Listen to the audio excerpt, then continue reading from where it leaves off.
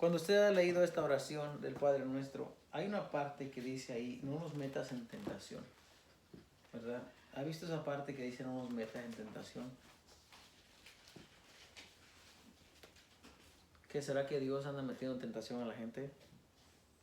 Y por eso dice en su oración hay que pedir que no nos meta, ¿no? No nos meta Dios en tentación. Acordémonos que la palabra de Dios dice que Dios no nos va a, bueno, dice que no vamos a ser probados más de lo que podamos nosotros aguantar, ¿verdad? O sea, usted siempre, lo que le suceda a usted, usted lo puede vencer. Tenga la seguridad. Usted es fuerte, ¿no? Lo que venga a su vida, usted lo va a poder vencer. Bueno, solamente se me ocurrió eso, recalcarlo esta mañana, pero quiero ir a la parte del reino de los cielos, que es donde estamos hablando. Se ha enseñado mucho, se ha predicado mucho realmente acerca de la vida en el cielo, ¿no? De la vida en el cielo.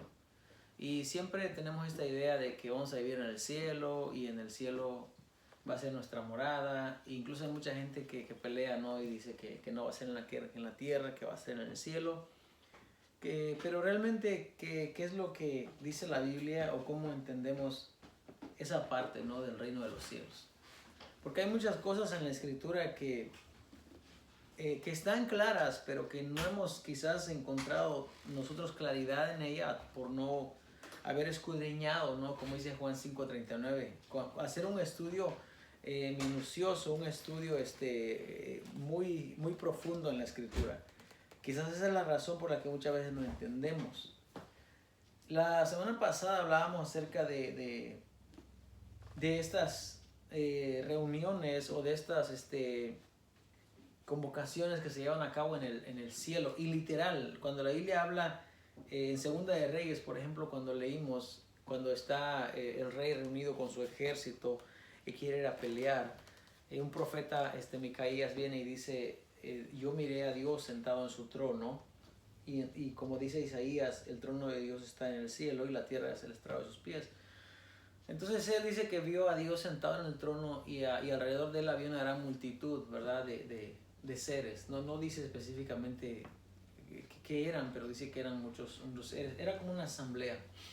Y entonces en la asamblea el profeta podía mirar que Dios hizo una pregunta y Dios preguntó y dijo, ¿quién va a inducir o quién va a aconsejar o quién va a animar a Acab para que vaya a la guerra?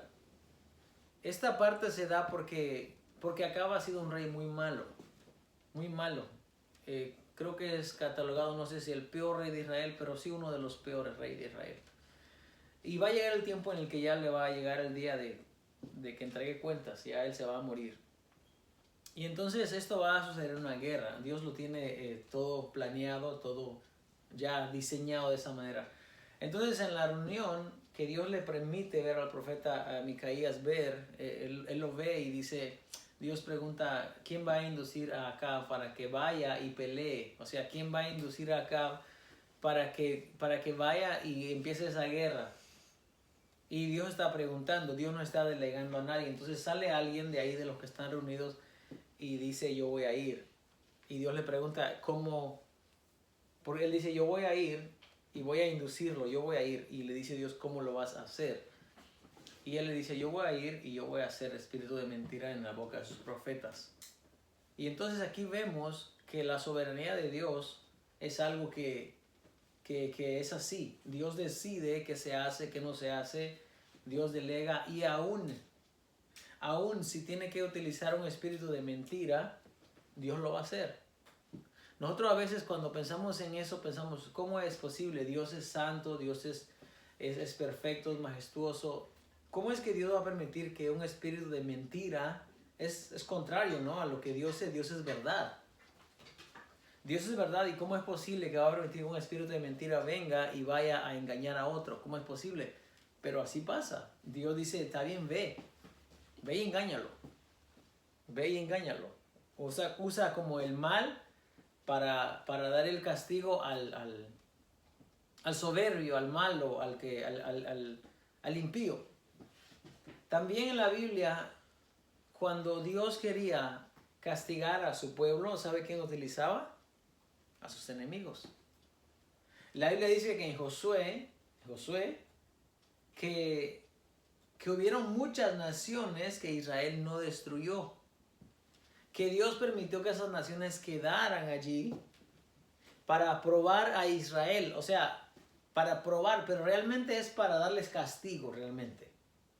Porque en Jueces miramos ese ejemplo. Los madianitas, por ejemplo, era un grupo de personas que Dios utilizaba, que Dios levantaba, los fortalecía para que a través de ellos, a través del mal, Dios venía y castigaba a su pueblo porque su pueblo no andaba en rectitud.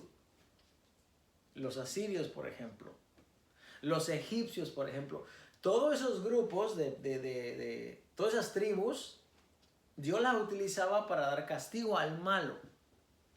Porque Dios no te va a castigar con bondad. Para que Dios te castigue, bueno, yo estoy hablando en ese contexto, no estoy hablando de ahorita. Estoy hablando de lo que enseña la Biblia acerca de eso.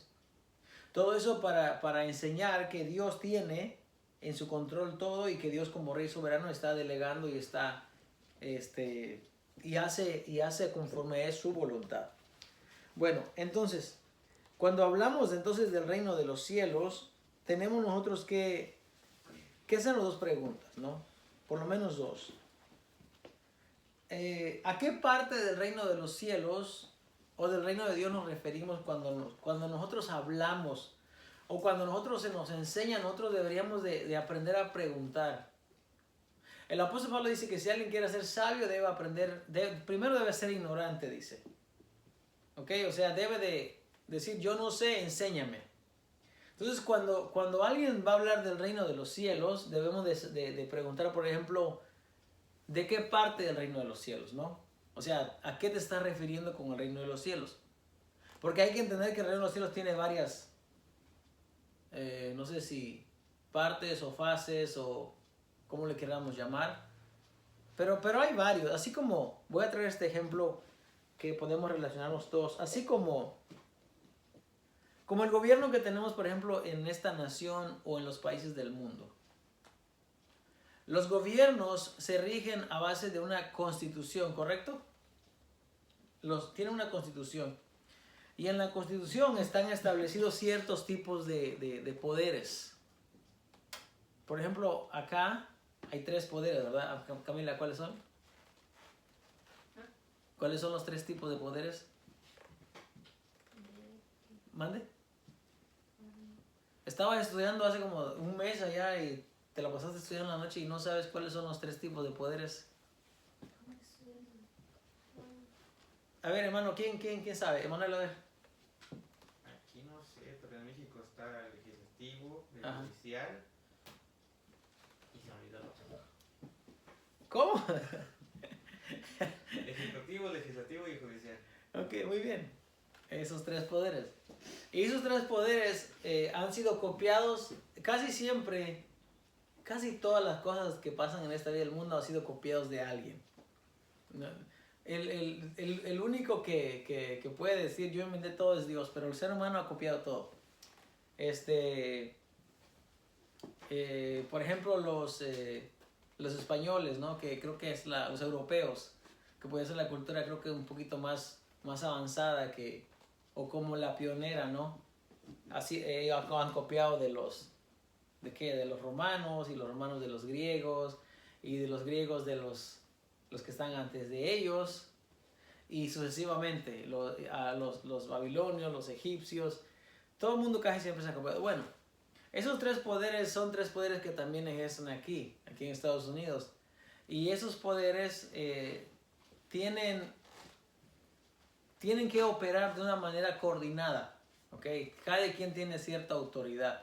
Y quiero tomar eso como ejemplo, como para dar una idea realmente de lo que podría ser el reino de Dios. Porque en el reino de Dios también existen como estas fases como de gobierno.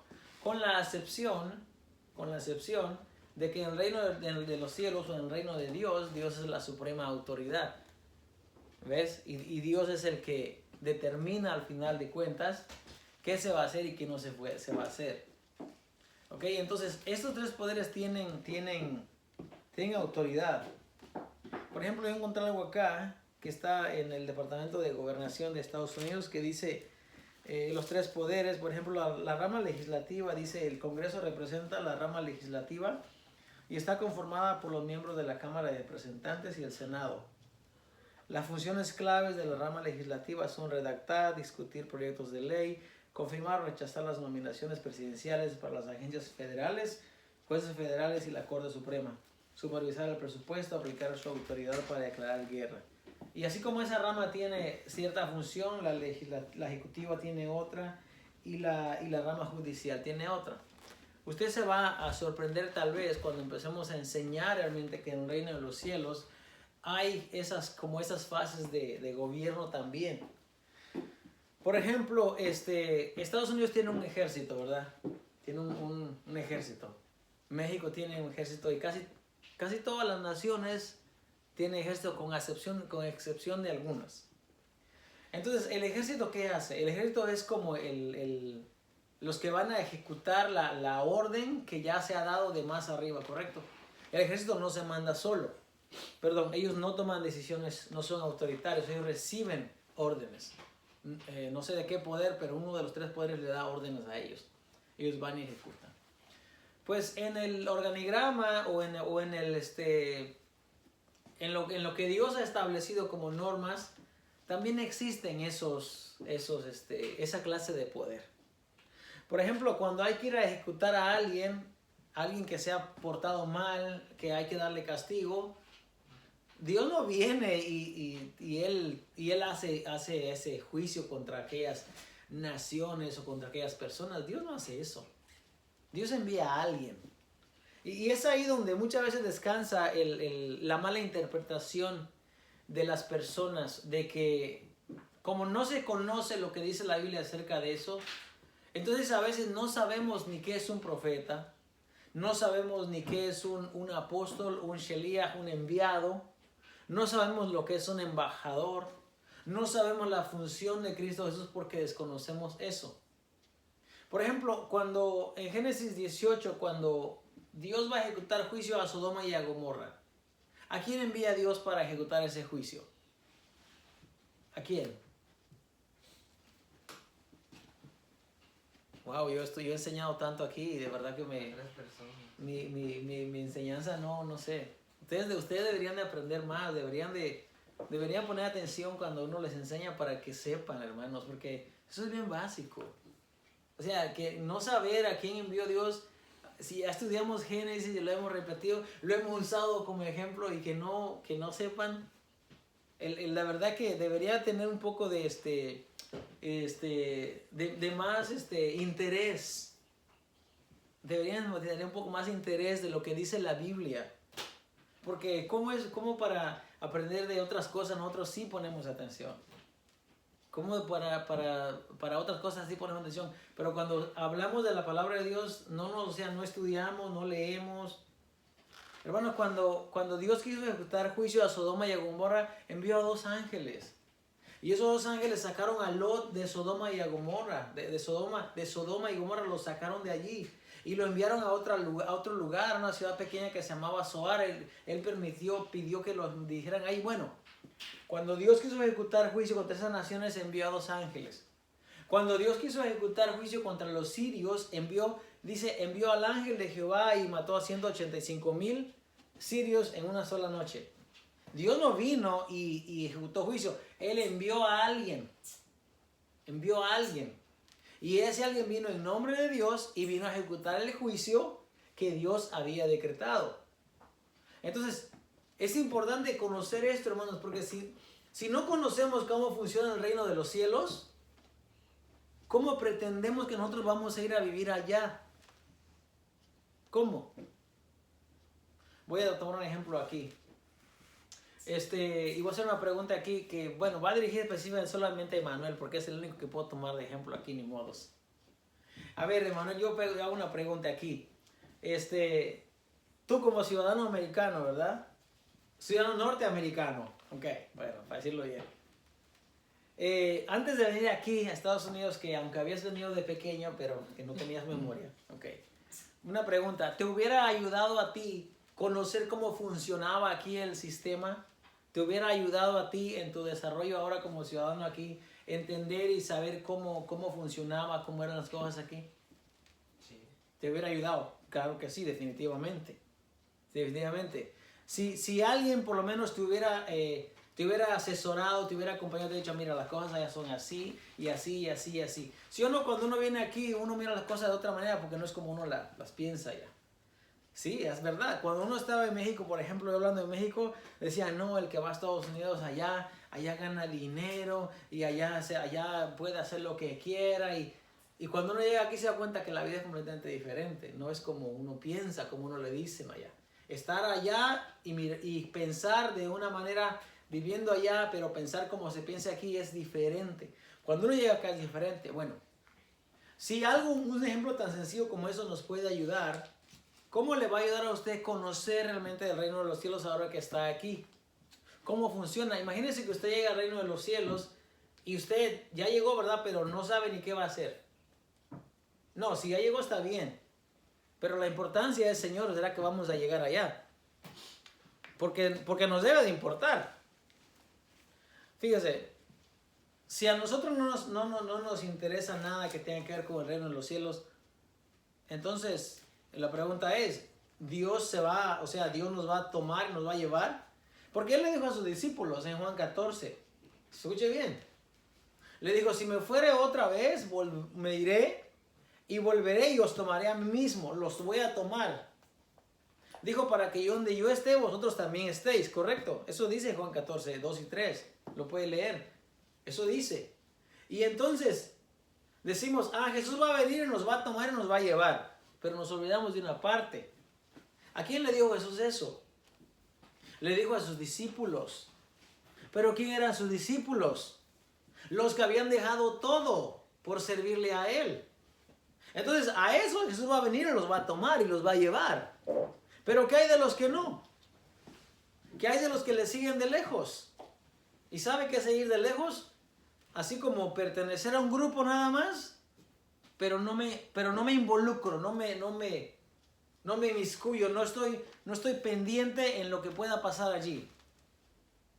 El propósito de este lugar, el propósito de este grupo, el propósito de esta pequeñísima institución que estamos nosotros llevando a cabo aquí, es para que usted aprenda.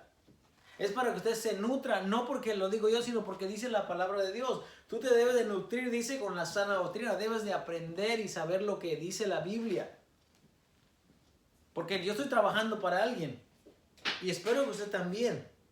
Porque si lo resumimos al final del día, cada quien, esto es individual. Si lo resumimos al final del día, cuando usted y yo estemos delante del trono de Dios, no va a estar el hermano Juan, ni va a estar el hermano tal, y el hermano tal, y el hermano tal. No va a estar. Fíjese, en ese momento, como hablábamos ayer con los hermanos, en ese momento, si Dios nos concede a nosotros, queremos decir, Señor, esto es lo que tú me diste, y esto es lo que yo trabajé. Y aquí está este es mi trabajo, esto es lo que yo hice. O sea, me entregaste tanto, y esto es lo que yo lo trabajé, aquí está. Aquí está. Que pueda decir, hice el trabajo que me enviaste a hacer. O si no me hablaste directamente, pero seguí los mandamientos, los lineamientos, y aquí está. Los trabajé y acá están. Bueno, yo entrego mi responsabilidad, yo le enseñé. Porque la hora, o la media hora, o las 2 horas, o el tiempo que está usted aquí, yo le estoy enseñando. Y dése cuenta primero, yo le estoy enseñando no de lo que me conviene a mí, sino yo le estoy enseñando de, como dijo Jesús, lo que el Padre me dice que diga, yo les digo. Bueno, lo que el Padre ya dijo en su palabra, yo le enseño. Yo hago mi trabajo, yo le enseño. Ahora, ¿y usted qué? ¿Y ahora usted qué va a hacer con esa palabra? ¿Qué vamos a hacer? ¿La vamos a aplicar? ¿Vamos a aprender? ¿Nos vamos a esforzar? ¿O vamos a tomar excusas? Porque siempre hay excusas para todo ahí en esta vida. Es que esto, y es que aquello, es que el trabajo, es que no. Yo hice un ejercicio estos 2 días que me enfermé, hice un ejercicio. Apagamos la televisión a las 9 de la noche, bueno, anoche casi las 10. Pero que ya es ganancia porque siempre se apaga a las 11 o a las 12. Bueno, yo, ¿verdad? Solo por mí. Entonces lo apagué y a las 5:30 de la mañana yo estaba ya despierto y yo no tenía sueño. Y mi cuerpo ya había descansado. Y la mañana me rindió mucho más de lo que me había rendido otros días cuando me quedo a ver televisión más tarde. Es un ejercicio para mí, estoy hablando para mí. Entonces ya mire que hay un beneficio en eso. ¿Qué hacemos nosotros con nuestro tiempo? El tiempo, porque siempre tenemos tiempo. Nadie trabaja aquí 14 horas.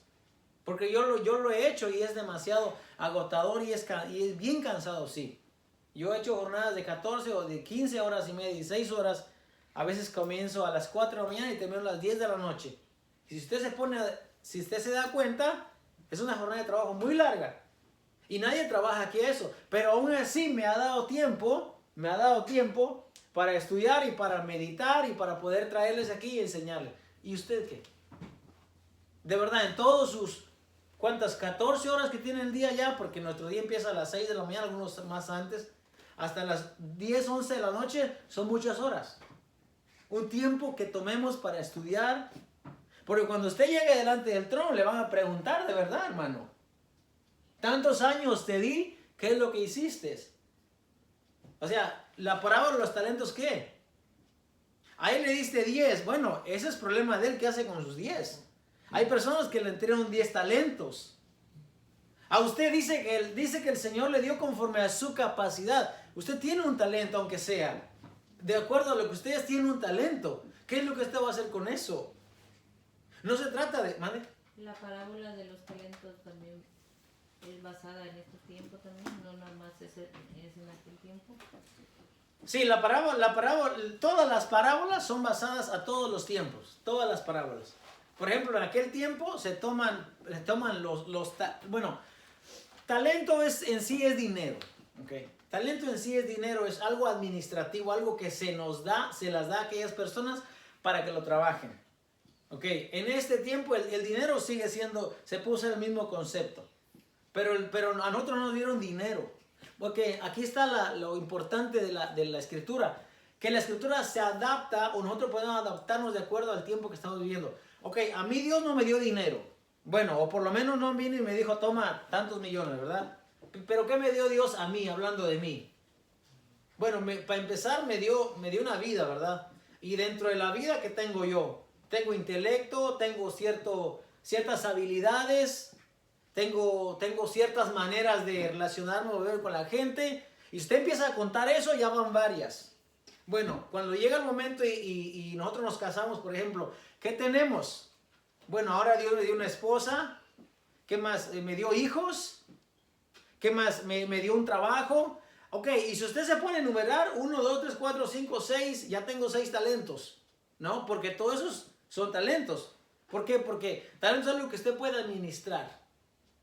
Cuando Dios nos dio vida, ya nos dio, y ya ahí nos igualó a todos. Bueno, con excepción de los que no tienen una vida completa como nosotros. Hay personas que tristemente no pueden caminar, no pueden mirar. Ahí es diferente la cosa. Pero con todos los que tenemos vida y nos podemos movernos, ya ahí nos igualó. Entonces, no podemos decir, es que aquel puede y yo no puedo. No, porque entonces estamos tomando como una excusa. ¿Por qué él puede y yo no puedo? ¿Por qué él puede estudiar y yo no puedo estudiar? ¿Por qué? ¿Acaso no tiene las mismas horas del día él que yo? ¿O yo que él? Sí. Entonces, ¿por qué? ¿Sí o no? Está muy mal que unas personas vivan de otras personas aún pudiendo trabajar. Claro que está mal. ¿Por qué él no puede trabajar y yo sí tengo que trabajar? Si o no cuestionamos eso muchas veces. De la misma manera. ¿Cómo es que esa persona puede estudiar? ¿Cómo es que la persona tiene interés? ¿Y por qué yo no? Entonces, cuando estemos delante de Dios, usted va a entregar cuentas. Y va a entregar cuentas de todo. 10 me diste, aquí te gané otros 10. 5 me diste, yo te gané otro. Y fíjese cómo Jesús espera de usted en la parábola. Le dice que entregue o espera que usted entregue la cantidad igual a lo que se le dio. Porque entregar 5 de 5 es 100%. No le dice, ve y gánate 20%. No. Bueno, en el que lo enterró le dice, por lo menos, a lo mínimo hubieras entregado mi dinero a los banqueros y me hubieras dado mi dinero con mis intereses, a lo mínimo. Pero a los que le dice, ven y entra al gozo de tu Señor, es porque han hecho el 100%. Dios espera a usted el 100%. Si no, no dijera, ámame con toda tu mente, con tu corazón y con tu alma. Eso es 100%, ¿o no? Eso es 100%. Si Dios quiere que le ames mente, corazón y alma, y Dios quiere que le entregues el 100% de los talentos que te dio, entonces ¿por qué nos recostamos muchas veces? Porque es importante. Nosotros necesitamos saber dónde estamos. No pretendamos que, ya estamos a Cristo, nos vamos a ir al cielo. Espérate, ¿cómo que te vas a ir al cielo? ¿A qué cielo te refieres? ¿Dónde está tu vida de justicia y de rectitud y de entrega a Dios? ¿En el cielo? No, allá no está. Tu vida de eso está aquí. Y no solamente aquí, sino cuando Cristo venga en su reino y estés tú en el reino de Cristo, vas a tener que vivir y vas a tener que actuar de la manera que Cristo espera de ti. Y después, o sea, en un futuro, entonces sí, vámonos al cielo. Ahí sí ya, vámonos al cielo. Pero no es así como que de aquí nos vamos a ir al cielo. Así nos enseña la Biblia. Así nos han dicho, pero eso no es lo que la Biblia enseña. La Biblia enseña algo completamente distinto. Por ejemplo, vamos a buscar allá. Bueno, hay muchos ejemplos, ¿verdad? Vamos a buscar acá, por ejemplo, en el libro de Salmos 47:8. Ok, esto ya lo llevamos la semana pasada. Salmos 47:8. Isaías 66 dice que Dios está sentado en su trono. Ok. Salmos 47:8. ¿Qué dice, hermano, por favor? En el nombre del Padre, del Hijo, Espíritu Santo, dice: el reino de Dios sobre todas las naciones, se sentó Dios sobre su santo trono. Ok, en otra versión dice: Jehová reina sobre todas las naciones, Dios está sentado en su trono. Ok, eso es para entender la soberanía de Dios y que Dios es el que juzga y el que decreta todo. Ahora vamos a buscar en Daniel 10, por favor, y luego también Daniel 12, y ahí vamos a encontrar algo. No sé si usted lo ha leído, pero yo sí le quiero enseñar eso.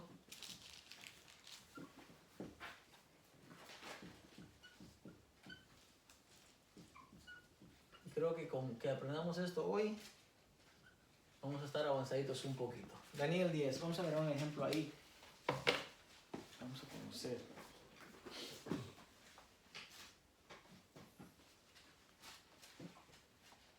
Muy bien, dice aquí Daniel, capítulo 10, dice: en el año tercero de Ciro, rey de Persia, fue revelada palabra a Daniel, llamado Belsasar, y la palabra era verdadera y el conflicto grande. Pero él comprendió la palabra y tuvo inteligencia en la visión. En aquellos días yo, Daniel, estuve afligido por espacio de 3 semanas. No comí manjar delicado, ni entró en mi boca carne ni vino, ni me ungí con ungüento, hasta que se cumplieron las 3 semanas. Y el día 24 del mes primero estaba yo a la orilla del gran río Hiddekel, y alcé mis ojos y miré, y aquí un varón vestido de lino, ceñido sus lomos de oro de Ufaz. Su cuerpo era como berilo, y su rostro parecía un relámpago, y sus ojos como antorchas de fuego, y sus brazos y sus pies como de color de bronce bruñido, y el sonido de sus palabras como el estruendo de una multitud. Y solo yo, Daniel, vi aquella visión, y no la vieron los hombres que estaban conmigo, sino que se apoderó de ellos un gran temor, y huyeron y se escondieron. Quedé pues yo solo, y vi esta gran visión, y no quedó fuerza en mí. Antes mi fuerza se cambió en desfallecimiento, y no tuve vigor alguno. Pues el sonido de sus palabras, y al oír el sonido de sus palabras, caí sobre mi rostro en un profundo sueño, con mi rostro en tierra. Y he aquí una mano me tocó e hizo que me pusiese sobre mis rodillas y sobre las palmas de mi mano. Y me dijo: Daniel, varón muy amado, está atento a las palabras que te hablaré y ponte de en pie, porque a ti he sido enviado ahora. Mientras hablaba esto conmigo, me puse en pie temblando. Entonces me dijo: Daniel, no temas, porque desde el primer día que dispusiste tu corazón a entender y a humillarte en la presencia de tu Dios, fueron oídas tus palabras, y a causa de tus palabras yo he venido. Mas el príncipe del reino de Persia se me opuso durante 21 días. Pero he aquí Miguel, uno de los principales príncipes, vino para ayudarme, y quedé allí con los reyes de Persia. He venido para hacerte saber lo que ha de venir a tu pueblo en los postreros días, porque la visión es para estos días. Muy bien. A ver, dice: mientras me decía estas palabras, estaba yo con los ojos puestos en tierra y enmudecido. Pero aquí uno con semejanza de hijo de hombre tocó mis labios. Entonces abrí mi boca y hablé, y dije al que estaba delante de mí: Señor mío, con la visión que me han sobrevenido dolores y no me queda fuerza. ¿Cómo podrá el siervo de mi Señor hablar con mi Señor? Porque al instante me faltó la fuerza y no me quedó aliento. Y aquel que tenía semejanza de hombre me tocó otra vez y me fortaleció y me dijo: muy amado, no temas, la paz sea contigo. Esfuérzate y aliéntate. Y mientras él hablaba, recobré las fuerzas y dije: hable mi Señor, porque me has fortalecido. Y él me dijo: ¿sabes por qué he venido a ti? Pues ahora tengo que volver para pelear contra el príncipe de Persia, y al terminar con el príncipe de Grecia vendrá. Al terminar con él, el príncipe de Grecia vendrá. Pero yo te declararé lo que está escrito en el libro de la verdad, y ninguno me ayuda contra ellos, sino Miguel, vuestro príncipe. Muy bien. ¿Mande? Daniel 10. Lo que acabamos de leer aquí, o lo acabo de leer yo, nos está enseñando un cuadro. Ok, en este cuadro quiero que usted vea que hay varios personajes que están en la escena. Por eso le decía yo al principio de la clase que en el ejército o en el reinado de Dios hay como estas separaciones. O sea, hay también como estas clases de autoridades. Y aquí estamos mirando una, por ejemplo, y no es la única, hay otros ejemplos en la Biblia que se pueden tomar, pero yo decidí esto. Por ejemplo, Daniel acá está pidiendo que se le dé revelación, porque él ha recibido una profecía. En el capítulo 9 se le va a Daniel una profecía, y él no entiende lo que quiere decir esa profecía. Entonces, él dispone en su corazón, ¿verdad?, hacer este ayuno, o hacer esta abstenencia de él no va a comer por 3 semanas, okay, no va a tomar vino ni carne, y no va a disfrutar manjares deliciosos, delicados, ni se va a perfumar. O sea, va a estar en una condición de abstenencia. Y entonces, después de ese tiempo, él tiene una visión. Y en la visión mira a un varón que viene hacia él. ¿Ok? Y cuando este varón viene hacia él, dice que me llama la atención que la descripción de este personaje es como la que Juan mira en Apocalipsis 1. Mira esa descripción. Si usted compara Apocalipsis 1 con este pasaje, va a encontrar una similitud. Va a estar, parece ser que estoy hablando del mismo personaje. Entonces, este personaje le va a decir a Daniel que la oración de él fue contestada desde que él comenzó. O sea, desde el día 1 que él comenzó a orar, dice: tu oración fue escuchada. Y tu oración, dice, tiene una respuesta y yo te la traigo. Pero dice: mientras yo venía, se me opuso, acá dice, se me opuso el príncipe de Persia.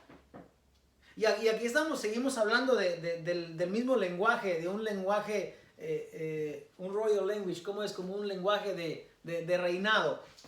Príncipe, rey, enviado, estamos hablando de lo mismo. Entonces acá dice que se le opuso el príncipe de Persia durante 21 días. Eso es algo que nosotros no, con esta mentalidad y estos ojos no lo podemos ver ni entender.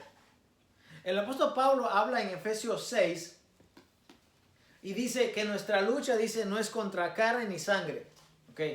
Sino contra principados, contra potestades, contra gobernadores de maldad en las regiones celestes, dice. O sea, usted ora aquí, pero su oración parece que no hace efecto aquí, pero su oración no tiene que hacer tanto efecto aquí. Su oración de aquí tiene que ir a donde está Dios, y de allá viene la respuesta. Ahora, cuando la respuesta viene, va a ver qué cosa hay ahí arriba, qué conflictos hay ahí arriba donde no podemos ver. Pero es algún lenguaje que nosotros no entendemos muchas veces, pero es lo que la Biblia dice. Entonces dice que cuando viene la respuesta, se encuentra con el príncipe de Persia. El príncipe de Persia parece ser que es aquella potestad a la cual Dios le ha dado autoridad para que gobierne o para que domine esa región. Y se le opone. Y dice que en la pelea parece que está prevaleciendo el príncipe de Persia. Y entonces este varón, creo que este varón es Gabriel, el ángel Gabriel. Y entonces él dice que en esta pelea tiene que venir alguien a ayudarle. ¿Ok?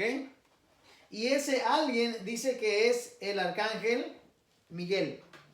Lo leímos ahí. Bueno, por lo menos yo lo leí. Porque dice, a mí nadie me ayuda, dice, sino el príncipe Miguel, que es el que pelea por el pueblo. Ahora, lo que estoy viendo aquí es que Daniel no sabe nada de esto. Daniel solamente le está orando, está afligiendo su alma, su vida delante de Dios, y él quiere una respuesta. Y la respuesta, pero no es Dios quien viene. Eso es lo que quiero que usted entienda. No es Dios el que dice, oh, yo voy a ir y yo voy a entregar. No, Dios envía a alguien. Dios envía a alguien que lleve la respuesta. Por ejemplo, a Gabriel, nosotros lo conocemos, o la Biblia lo enseña como que es el mensajero, como el que trae el mensaje. ¿No? Él viene y le da un mensaje a María. Santa, muy favorecida de Dios, dice, y el santo ser que nacerá de ti será llamado hijo de Dios, y él trae el mensaje. Gabriel trae el mensaje. Bueno, pero Gabriel no es un ángel como de batallas, como de guerra, no, como que tiene un rango un tanto menor. Pues lo que puedo deducir de acuerdo a lo que dice la Biblia, porque hay un arcángel que se conoce como el de las batallas, de la pelea, y ese es Miguel. Y Miguel es el que viene a ayudar acá a este mensajero, porque trae el mensaje y se lo pone al príncipe de Persia, y entonces pelea, dice. Verso 12, desde el primer día que dispusiste tu corazón a entender y a humillarte en la presencia de Dios, fueron oídas tus palabras, a causa de tus palabras yo he venido. Mas el príncipe del reino de Persia se me opuso durante 21 días. Pero he aquí Miguel, uno de los principales, principales, la palabra arcángel es una palabra griega, que arc significa principado o principal o principio, y ángel que significa enviado. Uno de los principales príncipes vino para ayudarme y quedé allí con los reyes de Persia. Entonces viene alguien a ayudarle, y este alguien es muy importante, porque en la parte de abajo dice 21, dice, pero yo te declararé lo que está escrito en el libro de la verdad, y ninguno me ayuda contra ellos, sino Miguel, vuestro príncipe. Por eso es que la nación de Israel, o el pueblo de Israel, ellos creen que el príncipe o el ángel que pelea por ellos es Miguel. Porque acá dice la Biblia acá en Daniel 10. Y entonces, lo que miramos acá, hay otro ejemplo que está en Daniel 12. En Daniel 12 dice, en aquel tiempo se levantará Miguel, el gran príncipe que está de parte de los hijos de tu pueblo, y será tiempo de angustia cual nunca fue desde que hubo gente hasta entonces, pero en aquel tiempo será libertado tu pueblo, todos los que se hallen escritos en el libro. Entonces Miguel es aquí como un brazo armado, realmente es como el fuerte, es como el que va a pelear. Y en Apocalipsis 12:7 nos dice el apóstol Juan que hubo una guerra en el cielo, y peleaba Miguel y sus ángeles, y peleaba contra el dragón, y el dragón fue echado a tierra y no prevaleció. O sea, Miguel es como la fuerza. Y en Judas 9 nos da un ejemplo que dice que cuando cuando Miguel disputaba con Satanás el cuerpo de Moisés, dice, no se atrevió a proferir juicio de maldición contra Satanás, sino que dijo que el Señor te reprenda. Entonces, lo que aprendemos de aquí es que Miguel es el de las batallas. Pero eso se da en un contexto de reinado. Eso se da en un contexto de jerarquía. Se da en un lenguaje de reinado. Esa es una parte del reino a los que creo que usted y yo nunca vamos a tener acceso. Creo yo que nunca vamos a tener necesidad de llegar allí. Porque acordémonos que todo esto está creado después del hombre. O bueno, aunque es creado antes que el hombre, pero es creado para propósitos de la humanidad. Pero llegará un tiempo en el que ya no habrá guerras, ya no habrá potestades, porque dice la palabra de Dios que Cristo va a suprimir toda autoridad. Suprimir, hermano, como cuando alguien tiene el closet desordenado, ¿verdad? O tiene la sala desordenada. Entonces, hay un cuartito por ahí de donde se guardan las cosas. Entonces, como cuando alguien junta todo el desorden y lo mete en un closet y lo cierra.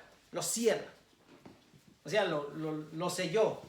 Suprimir. Creo que suprimir es más que eso. Es como cerrarlo a una manera que no salga aire, como un Ziploc bag.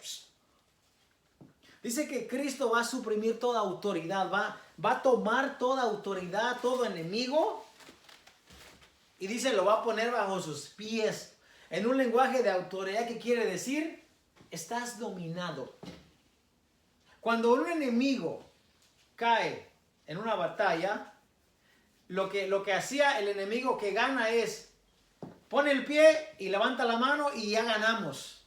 Porque el enemigo ya está derrotado, eso quiere decir. Entonces dice la Biblia que Cristo va a suprimir toda autoridad, toda potestad y lo va a poner bajo sus pies. Todo. 1 Corintios 15. Y luego dice que el último enemigo será la muerte. El último enemigo será la muerte. Y cuando ya no haya más muerte, y cuando ya no haya más maldición, ni más lágrimas, ni más llanto, nada, ni tristeza, entonces sí dice la Biblia, Cristo va a entregar el reino a su Padre. Y entonces sí, como dijo Jesús, vendré y os tomaré a mí mismo para que donde yo estoy vosotros también estéis. Pero eso es después de nuestra vida aquí en esta tierra. Pero eso es después del reinado de Cristo.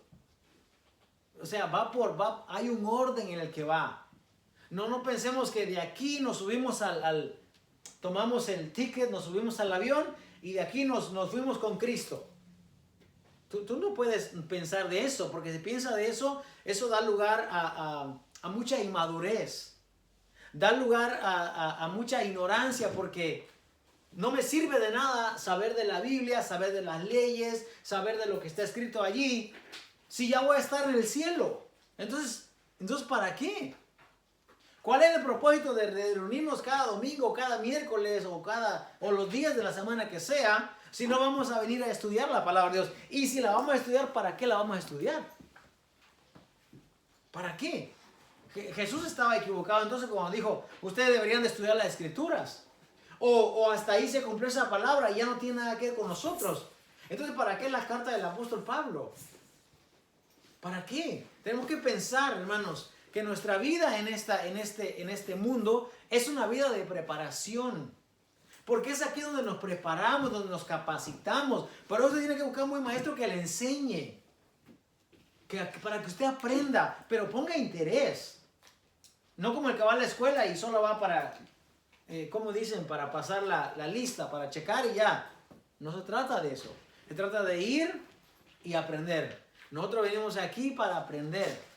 No venimos aquí para hablar de otras cosas que no son concernientes a nuestra vida espiritual, sino para aprender y para crecer en el Señor. Para que, como dice la palabra del Señor, para que lleguemos a la estatura del varón perfecto. Y si nuestra mentalidad, hermano, está dispuesta a aprender, lo vamos a hacer. Por otro lado, si venimos con una mentalidad que no nos interesa, vamos a salir como entramos. Y eso no es lo que yo espero de usted. Yo quiero que usted aprenda. Yo creo que usted, como parte de mi responsabilidad, como maestro, como persona que enseña, que usted aprenda. Y usted tiene derecho de preguntar y cuestionar, tiene derecho, y lo que no tenemos la respuesta, buscamos la respuesta para saber a dónde podemos llegar a una conclusión de que podamos todos ser edificados con la palabra. Vamos a ponernos de pie esta mañana, por favor. A menos que alguien tenga una pregunta.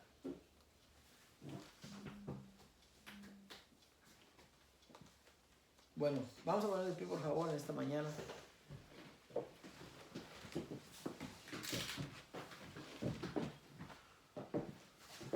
Por favor, en las oraciones de cada uno de ustedes, oremos por los hermanos que están pasando procesos de recuperación de enfermedad y también por las personas que están afligidas, pasando por necesidades, ya sea de una manera o de otra, que Dios traiga consuelo principalmente a los hermanos que están orando y están pidiendo respuesta a oraciones, porque el Señor conoce todo y concede la petición del corazón. Si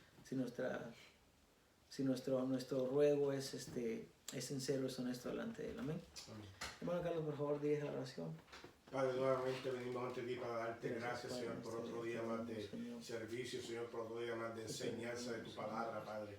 Esto es un aprendizaje que va poco a poco, Señor, pero tenemos que poner más esfuerzo, Señor, para saber más de ti y aprender tu vida, Padre, porque tu vida fue santa y es un ejemplo para nosotros, Padre. Te damos gracias porque tú estás presente en nuestras vidas, Padre, porque tú estás presente en nuestros hogares, en este lugar, Padre Santo, para buscar de ti y aprender más de ti cada día, Señor. Te damos gracias por la enseñanza, Señor, por tu enseñanza que fue directa, Señor, que fue una enseñanza recta. Gracias, Padre, por tu bendición, Padre. Te damos gracias, Señor. Ahora te pedimos, Señor, por las personas que están pasando por necesidades, Padre, sea la que sea, tú estás presente, Señor, para curar, para sanar heridas, para recuperar, Padre. Te damos gracias por la sanación de las personas que han pasado por algún proceso, Señor, por la hermana Peña, por nuestros hermanos en la fe, Señor, que están pasando por situaciones, Señor, por todas las personas que siempre están en el sufrimiento, Señor, sácalos de ahí, Señor, ayúdalos, Padre. Dale una bendición para que puedan entender que solo tú eres el camino verdadero, Padre. Te damos gracias, Señor, por las familias, Padre. Te damos gracias por nuestros hijos en la escuela, Padre. Por nuestros hijos donde quiera que vayan, Padre. Por nuestros trabajos en la carretera, Señor, por nuestros hermanos que no están presentes, pero están con nosotros, Padre. Cuídalos, bendícelos, Señor, protégelos siempre, Señor. Cuida nuestros trabajos, cuídanos en la carretera, cuídanos en la escuela, Padre, donde quiera que vayamos, Padre. Ten presente, Señor, con nosotros. Cuida nuestros matrimonios, nuestras nueras, nuestros nietos, nuestros hijos, Padre. Te damos gracias por todo ello, Señor. Te damos gracias por la paz del mundo, Señor. Mira a tu pueblo de Israel que está pasando, Señor, por situaciones. Bendícelo, Señor. Súplele con la comida, Señor, con lo que sea que necesiten, Padre, tu pueblo. Nuestros países, Padre, mira a cada uno de ellos, Padre. El que esté pasando por situaciones diversas, Padre, tú pon tu mano, pon tu bendición sobre ellos, Padre. Te pedimos por la salud, Señor. Recupera a los que están enfermos, Padre, que están pasando por situaciones, Padre. Sana las heridas, Padre. Te damos gracias, Señor, por la bendición de estar vivo, por tener pan en la mesa, porque nuestras familias están bien, Padre. Cuídanos siempre, protégenos, Señor. Te damos gracias, Señor, por la salvación, Padre. Te damos gracias por todo lo que tú haces en nuestras vidas, Señor, por ser misericordioso con nosotros, Señor. Aún nosotros siendo pecadores, tú siempre estás presente, nos cuidas, nos proteges y nos perdonas, Padre. Nos despedimos de aquí, pero nos quedamos contigo, Padre. Sigue cuidándonos y protegiéndonos en todo momento, Señor. Gracias, Señor, porque tú estás presente, Señor, siempre. Te damos gracias en el nombre de tu Hijo amado, Padre, que murió en la cruz para salvar nuestros pecados, Padre. Amén, Señor Jesús. Gracias, Padre. Amén. Dios le bendiga, hermanos. A todos.